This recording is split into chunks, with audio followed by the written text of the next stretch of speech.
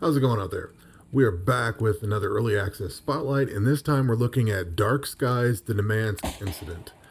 This is kind of a Stalker clone, and it's labeled as a hardcore shooter, but I don't think I would really call it a hardcore shooter too much. Um, I didn't die once in the entire thing, so and there's not really any difficulties to choose from. But this game is $7.99 US right now. It is an early access game that just came out on January 21st. And I saw this, I thought, you know what, I'll take a chance on it, and I grabbed it, and I enjoyed it. Developer says there's about 2 hours of content. I would say there's probably an hour and a half, maybe. I think I started somewhere around 6, and it's 7:30 now. So I played through the entire what's in early access. This is not a complete game by any means, but I played through what's in early access, and I enjoyed this.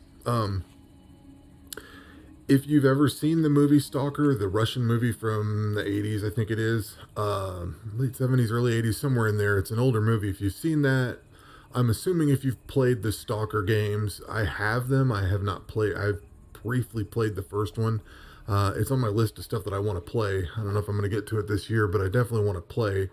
But you know the vibe. If you've played Dead Side, if you've played, Escape from Tarkov, Stalker, that kind of thing. It's got that Russian, Chernobylite's another one. It's got that Russian broken down system vibe to it.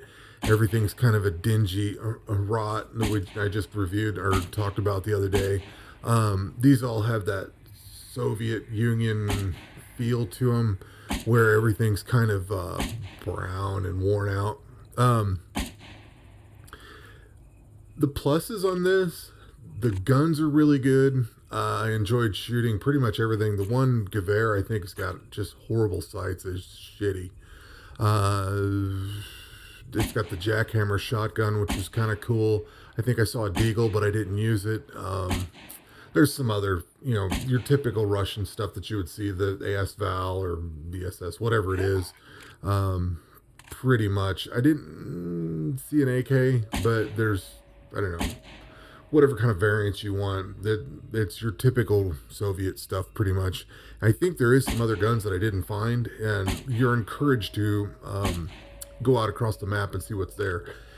The maps are very linear. Like one of the maps has a road that kind of branches and you can go in two different directions.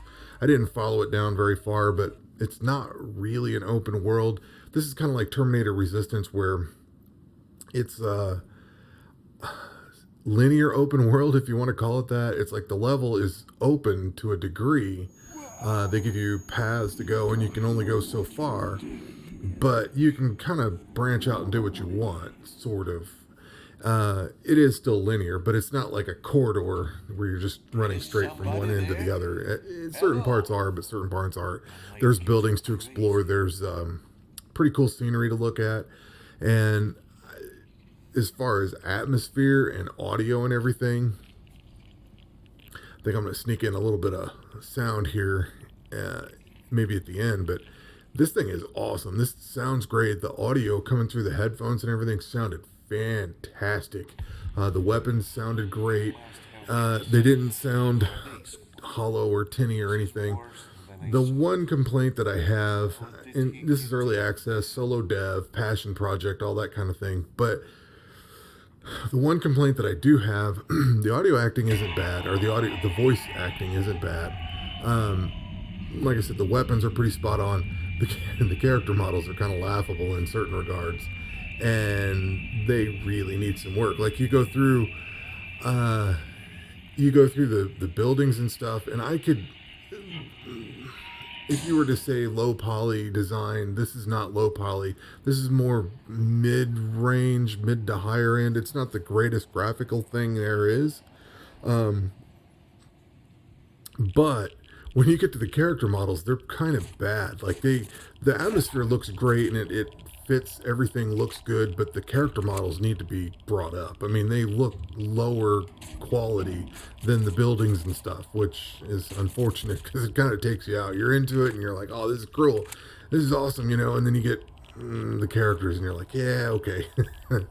But This is very cool. I would, you know, if you don't mind dropping a few bucks on this game and seeing where it goes, uh, I could see that. I don't know that I would say jump off and buy this. I mean, it's a game that you want to see succeed, and hopefully it will.